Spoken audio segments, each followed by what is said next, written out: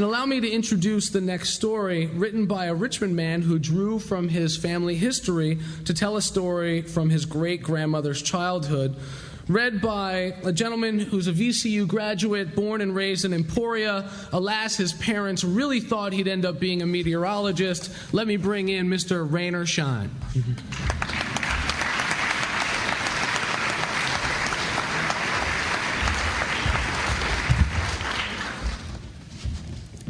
The Death and Burial of Grady Quinn by Chad Edwards.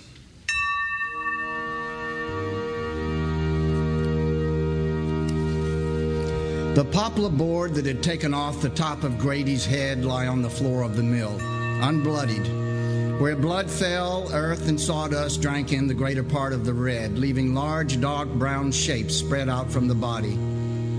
Selina Quinn's young mind related them to the continents she had studied on a world map painted onto the plaster wall of her schoolroom. Over the rasping sound of the saw spinning in free motion, Selina could hear the sound of men yelling from outside and from the rear interior of the mill house. "Selina," her father cried, "Selina!" From the general location of the engine, Clay Quinn ran towards his daughter and without stopping lifted her to his chest, favoring his right side. Her hands had gone from her control, and she dropped the lunch pails, stuffed with sandwiches she had brought for the Sawyers. As he took her through the wide doors into the lumber yard, she saw bread and ham slices tumbled into places where the blood had soaked. Darkness came in around her vision and made everything like a cave, forcing her senses on the sour smell of her father's damp collar. With the engine off, the lumber lot and the field surrounding throbbed with the quietness of work not happening. Whoever was not in the mill began to jog to it, and whoever was stood around Grady. Some stepped into the earthy cream of the blood without noticing their boots or grim stains all about them. "The little girl's seen this," someone said. "I seen it," said the second saw filer, who was not a Quinn. "Board was catched up at the table." He looked like he was going to say more, but he did not. He set his mouth to no expression. The tall Conrad Quinn, Selina's older brother, went to the plank that killed Grady and took it off the dirt, spinning it over with the nature of someone who regularly handles timber. "Here's the knot. It's chewed at." He showed the crushed end of it to the other men. They nodded and spoke in accord.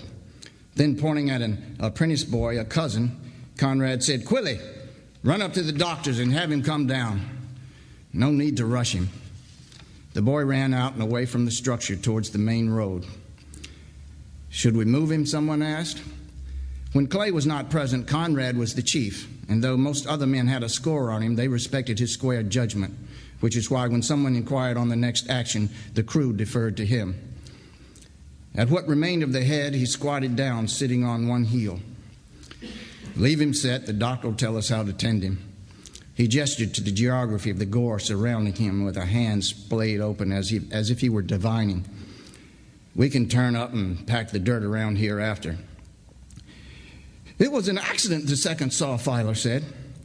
Conrad glanced up at him and then back at Grady. "Tell us what happened, Bart. Don't be nervous. Things happen sometimes, we know."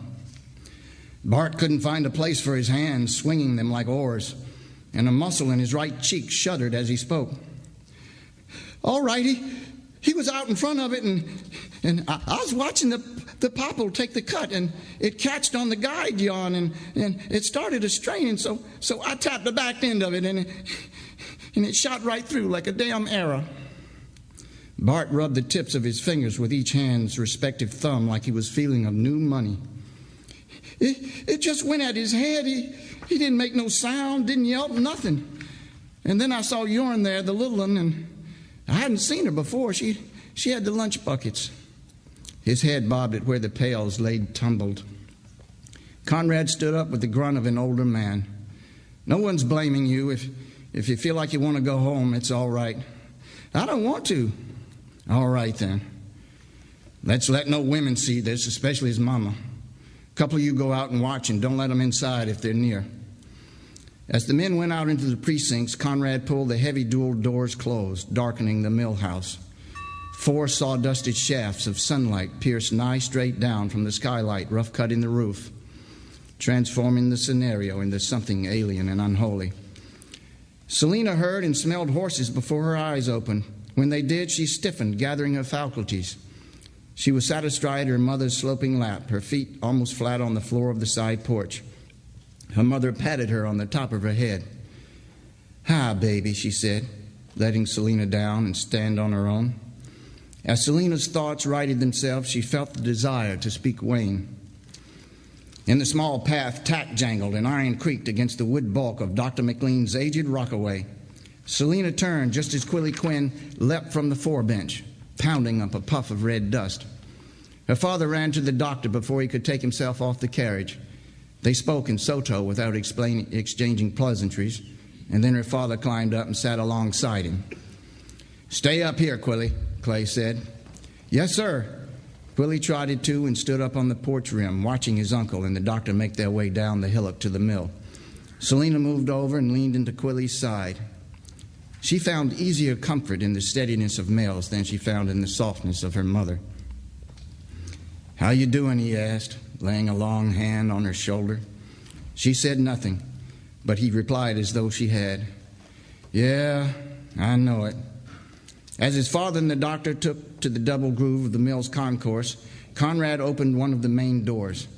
No women had come to investigate, so most of the other men were leaning against a high pile of pine slabs or sitting on refuge stumps. The younger men picked at the bark, the older thumbed their breast pocket tobaccos. McLean's rockaway had been altered to open at the back by way of a drop-out door, and from it he slid out a narrow-footed pallet Clay himself had fashioned for the bearing of the ill or the dead. "Clay, could you fetch a peach sack from under the bench?" McLean asked. Though he had been naturalized for the better part of 30 years, the doctor's deep Scottish often shone through the shallows of his speech, requiring Clay to process the request before acting on it. The two stepped into the mill house. Once he laid the pallet parallel with the trunk of the corpse, McLean drew out from the fruit bag a loose knot of wide jute swaddling. "Lift your legs, please." Conrad and Clay each did so, Conrad taking into his fist the loose cuff of Grady's trousers. Clay looked at his son's handling and said, "He ain't going to snap at you, Connie." "I know what he is," he said. McLean and the two Quinns began winding the wrap around and around, finding the rhythm in the process. At the hips, McLean waved over other men, and they helped in the hoisting, allowing the doctor to push Grady's hands into his pockets. Does he have anything in his pockets?" McLean asked. "No, sir, we emptied them," Conrad answered. "Does any of you want his belt?" Clay said, "Let's take care of that later, Doc." "Once I bind him, he won't be unbound, Clay." Set him down then," said Clay. He spoke louder than he had been, which was hushed in reverence. The men lowered Grady down.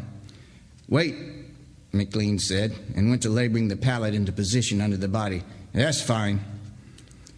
"We need to take him to the skin if this is the last of it," Clay said. They unwrapped Grady, stripped him, and rewrapped him, struggling with the loose limbs. Those who dealt with the shoulders became smeared with arcs of blood as if they'd met combat.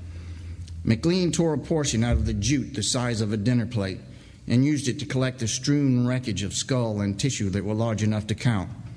He dropped the wad into the sack and put it down over Grady's head, setting a shape to the crown through the sack's exterior. He finished covering with the jute, going tightly at the bagged head, giving it a reasonable appearance of wholeness. In spots, bursts of blood soaked out like the dying gushers of minute sea mammals trapped beneath the fiber. McLean said, "Let's put him in the cart." The men lifted two to a side. McLean led the litter to the rear of the carriage. Once Grady was settled and the door replaced, McLean said, "I'll take him to the undertaker and I'll come back in a few hours with a casket." "Thank you, Doc," said Clay. "I'm sorry for your family's loss, Clayton. It's a better day in Quintown when I visit for the Nother's birth." McLean mounted, took up the reins, and steered the two horses in a semicircle and back onto the road. Clay turned to the Sawyers and said, "I reckon we ought to close up and get home and get cleaned up. I'll take his clothes up to Gertie." And to his son he said, "Can you see to the house?" "Yes, sir." "And send Quilly home." The bier straddled the thin gash in the earth. The grave had been chaotically dug, done in haste by the inexperienced.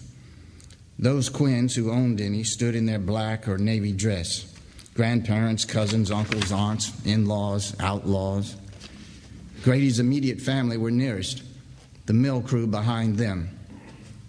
Selena's grandmother, a dark Cherokee, sat in a wooden chair, stoic as a failing commander. Her grandfather, the patriarch and owner of the dry goods store and the cemetery, stood beside his wife, supporting his left side on a hand-carved ash cane. And while Selena did not know Grady's parents, she could see no one crying. She possessed only a base comprehension of what dying was, but knew it to be a miserable occasion, and so the absence of tears mystified her. She held Conrad's wrist, her pink forefinger's tip numbing on the cold from the buckle of his watch. He was the only person she'd ever known to wear a watch on his wrist, and she loved him because of it. Conrad's face from the below took on the nature of light wood. She could make out the whirling grain of stubble on his chin and jaw, the umber of freckles, the pulsing chambers of his nostrils. Conrad, for his part, wanted exertion, to plow the ceremony, to beat his grief into a new metal blank and fire it. Death occupied history. It was the rectitude of history. Death emerging into the present day without consideration was not proper. And Grady, dead due to a knot in a poplar plank, and lying headless in a cheap box on a pit grill above a hole in the hill, not even under the shade of a tree, voided all justice. The grave was filled and marked with a wedge of chipped basalt. The Quinns gathered up at the store and ate from sawhorse tables set outside and talked with one another until sundown. Conrad and Selena sat in the yard, legs out, and eating bread iced with butter. He let her put on his watch, but even fastened at the first hole, it slid up past her elbow before it snugged. She smiled at it, and he at her. They both watched as the sun made the sky into a silent furnace. And it was lovely, but for either of them, it was not enough.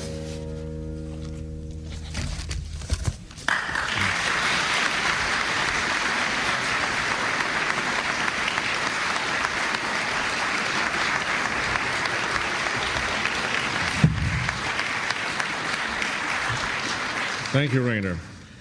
I understand that the author of The Death and Burial of Grady Quinn is in our audience tonight, Chad Edwards. Could we have the house lights and perhaps if Chad, you will stand. Where is he? Stand up. There he is. Beautiful.